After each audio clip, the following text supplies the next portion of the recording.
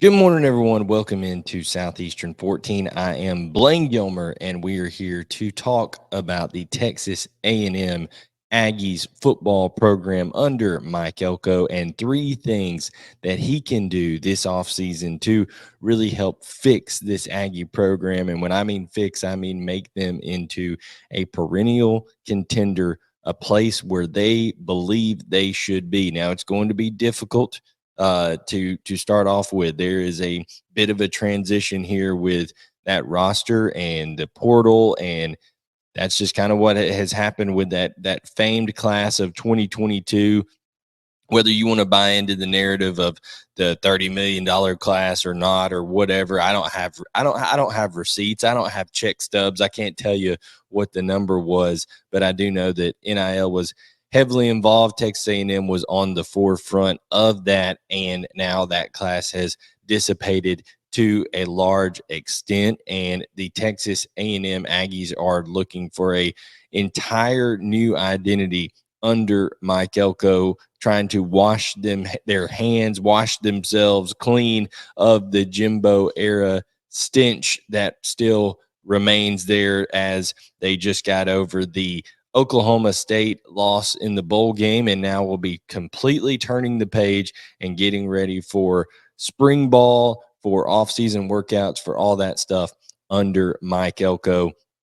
And guys, we're going to break it down. Three things that we think will be key to fixing this program and making them back to, an 11, possibly 12 win, get into college football playoff type team year in and year out, basically where they were with Kevin Sumlin and Johnny Manziel before that all went south a while back, before Jimbo came on board. But before we do that, we want to tell you about our friends at Bet Online, guys. All the major sports are in action this week with college football playoffs, the national championship game coming up between Michigan and Washington.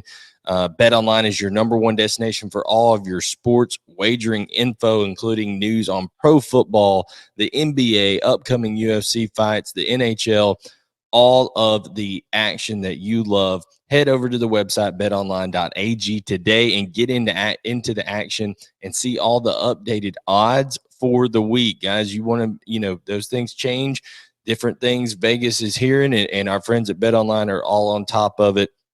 So you need to check out those lines, those odds, those news and predictions if you are wanting to put a little extra on this game. Remember to use our promo code BELIEVE, that's BLEAV, to receive your 50% welcome bonus on your first deposit. Bet Online, where the game starts. And where we're going to start is Mike Elko simply needs to worry about the culture and the fit first. Now, there's several different ways to look at this. Yes, they're under the 85 right now. They've had a lot of people leave. There's some room for them to add scholarship players. However, they need to be very judicious with who they bring in under Mike Elko. I think Mike Elko has done a great job of creating and assembling a staff that really fits what he's trying to do in terms of building a culture that is all about we've got to come in here and earn it. You got to come in here and you got to build relationships with the Texas High School Coaches Association. You've got to take care of your home state first. All of these kind of things that I think Mike Elko is doing the right way, and I think that he is shown to be a culture builder and a program builder. From what he did at Duke, he was a large part of what the recruiting success that Texas A&M had back when he was helping recruit some of those guys that came in, more the talented guys back in 2020, 2021, things of that nature. So I think Mike Elko understands at its core what Texas A&M needs to be, what the right fits are. I would just encourage him that even though there are, and we're going to get into some areas that there's definite areas that Texas A&M needs an influx of talent. They need a couple of pieces, especially on the defensive side of the ball, at some positions with some of the areas they've had left. But there's some names in the portal right now that are being thrown around that are, maybe looking to come to Texas A&M, whether it's a Denver Harris or a Julian Humphrey or places, people like that, that I would caution, maybe those aren't the best fits for your program culturally. Maybe those aren't team guys that you want to bring in and say, hey, this is who I want to go forward with. Now, lots of coaches say, hey, everybody deserves a second chance. We'll see, this and that and the other. But I would just say, hey, find guys that are going to, first and foremost, yes, everybody's going to take care of their own money, and everybody wants that to be right. I want players to make as much money as they can. I want coaches I want everybody to make as much money as they can. So I'm not begrudging. I'm not old man yelling at the clouds about that. But you want to find people who not only want to earn money for themselves, but they also want to be a key part and a team role part of helping a program ascend to playoff status, national championship caliber status. And they understand that not every single thing is going to go exactly the way they want it done, and they're not going to cause problems and waves. Otherwise, you've got to find guys who are 12th man guys who want to be a part of what Texas A&M can be and help build it, because there's going to be some adversity to start off with, and you have to find guys who fit that culture and fit it well. So I think that's the most important thing, is Mike Elko continue to do what he's doing by reaching out to the high school coaches in the state of Texas. I know that Billy Lucci and other guys have reported out there that just in the brief period that Mike Elko has been there, there's been more interaction between Mike Elko, the Texas High School Coaches Association, some of the power brokers in the state and things like that, than there ever was under the Jimbo era. So Mike Elko, he understands where his bread is buttered in terms of the high school talent and things of that nature. I would just encourage him, hey, don't, just because there's a need, just because you're going to the grocery store and okay, that you need cereal, right? Well, if the brand of cereal, if it's not the name brand that you really want, but it's an off brand of something, a value brand that, could help you stock the shelf for a little while, but it's not exactly what you were 100% wanting, or it doesn't fit into what you need, don't go shopping just for that. Okay. Just wait till the other gets back in stock. Okay. Patience is a virtue sometimes. And I would encourage Texas A&M fans and the coaching staff there to be patient and get guys in there that you need in terms of being the right culture fit. That's first and foremost. 2, establish excitement on the offensive side of the ball. Basically, stay true to what Colin Klein was doing at Kansas State. He's a guy who puts players in positions to succeed. He is very quarterback friendly. I think Connor Wegman, I think Jalen Henderson, I think Marcel Reed, all can play well inside of a Colin Klein-led offense. He's a guy who will create space formationally. He will create space in his passing concepts. He'll do it with the RPO game. He is very innovative in his run game concepts, whether it's pin and pull, gap scheme, get some duo and some zone going, some quarterback run stuff. I love what Colin Klein does offensively, and I think that he needs to just come out there in the spring. And I know you typically in the spring don't want to, empty all the bullets and put too much on film or anything like that for the TV copy, let people see what you're doing. But I say, who cares with all that? You need to come out, and in that spring game, you need to show the Texas A&M faithful, hey, we are going to be exciting to watch on the offensive side of the ball. We are going to be play with tempo. We are going to play in a way that you are not going to, it's not going to feel like everybody is in molasses. It looked like everything took so long to develop under Jimbo Fisher.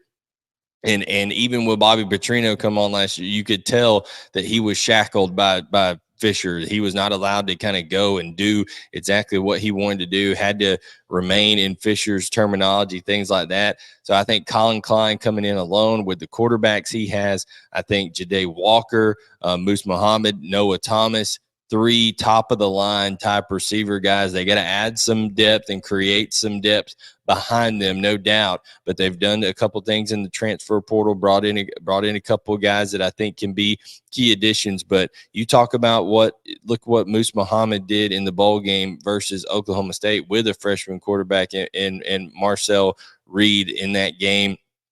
Ja'Day Walker at different times took over ball games and showed that he can be a force. And Noah Thomas, when healthy, he's a guy that is big, athletic, can play the ball in the air, win 50-50 balls, things like that. So I think, you need to show, hey, we've got these weapons, got these pieces, find ways to feature Ruben Owens in space. And I think Colin Klein will do that tremendously. I think he will really add a lot of excitement when it comes to Ruben Owens and how he'll be able to use him specifically. I think that if Connor Wegman comes back and is healthy and fully recovered from that injury, I love how the Colin Klein offense fits him. I think he's got better wheels than people understand. I think he can run, and I think the RPO game will be tremendous for him, and he's got the arm that he can stretch it down the field. But I would encourage you to come out and sling the ball all over the yard in that spring game. Let people kind of see what you're doing in terms of creating that excitement, because recruits are going to be watching that. Potential transfers are going to be watching that, because there's another transfer portal window and they need to add some pieces there. Keep in mind they should have Donovan Green coming back off his ACL at tight end this year. I'm not sure when exactly he'll be cleared medically to go. They brought in Garrett Miller, a tight end from Purdue, so they'll still have some tight end pieces there as well. And Kansas State was able to use some athletic tight ends for sure, some H-back hybrid type players in their offense under Colin Klein. So I think developing that, showing that excitement, showing how the quarterbacks are going to be, it's a quarterback friendly offense and things of that nature. I think that is important in year one here under Mike Elko. And then number 3, you do have to go out and add some pieces at corner. They lost a lot there. They lost a lot at linebacker. You have to go out and add some pieces there with Edgerrin Cooper gone to the NFL. That's going to be a big deal. Geronte Davis is transferring out, so that's a depth piece that they look to be able to fill in there. They did add Alex Howard from Youngstown State, a guy who has experience, but that's a big difference coming from Youngstown State to playing in the SEC. Of course, Taron York is back, and he played tremendous as a freshman, but they really need to add some numbers there to have depth at position, because we all know that it's physical along the front seven in the SEC, and it's going to be hard to maintain with just 2, maybe 3 guys who can go in there and rotate. You really need 4 or 5 that are going to be able to be capable of playing in different scenarios. So need to add at the inside linebacker position. And then at corner, guys, they lose Tyreek Chappelle, they lose Deuce Harmon, and they were already not very good. Tony Grimes has hit the portal, so there's just not a whole lot at the corner position right now for Texas A&M. They did add Will Lee from Kansas State, who comes in. They currently have a 5-star committed in Terry Bussey. They're trying to hold on to him with Georgia and others trying to flip him before the February signing day. But even if that's not great if you have to come in as a freshman, 5-star or not, and be able to play corner in the SEC right away. So need to find a couple more preferably experienced players at the cornerback position before the first portal window closes, or to be able to add in the second portal window as people kind of say, okay, I'm not going to fit here or there on my current team, and they look for other opportunities.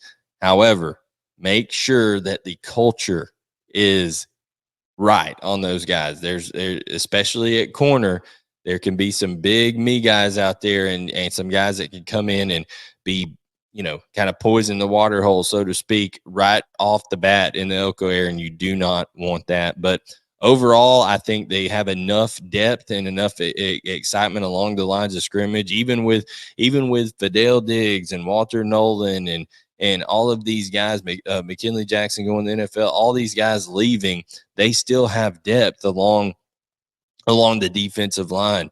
Guys like, especially if Shamar Turner comes back, that would be huge. Shamar Stewart is going to be coming back. They've got Malik Silla and Anai White. There's a lot of talent and a lot of depth along the defensive front. They're looking to bring in a 5-star recruit at the nose tackle position in Dominic and the defensive tackle position in Dominic McKinley. Gabriel Brownlow-Dindy is still there as well, DJ Hicks. So there's lots of guys that they can continue to turn to and should still be very stout along the defensive front. We know Mike Elko's background in defense, so they should be fine there. And then I think they'll be very experienced along the offensive line. Bryce Foster coming back. They've got a ton of tackles that have experience coming back. They were able to retain Chase Basantis, who entered the portal, but then ended up they kept him at Texas A&M. So that is huge for the Aggies. But guys, just got to add those key pieces, establish that excitement on offense, and then focus on the culture of the program. Are these guys Texas A&M guys? What do they buy into? Here's what it means to be at Texas A&M. Can you create some loyalty, some pride, some things like that? It's hard to do in these times, but I think Mike Elko is going about it the right way. Make sure to hit that like button, subscribe, turn on notifications, and let us know what you think about what Mike Elko needs to do in year one to be able to fix the program there at Texas A&M and create it to have as much success, sustained success possible year in and year out in College Station. Thank you so much for tuning in. Like I said, like, subscribe, turn on notifications, and we'll catch you guys next time here on Southeastern 14, presented by Bet Online.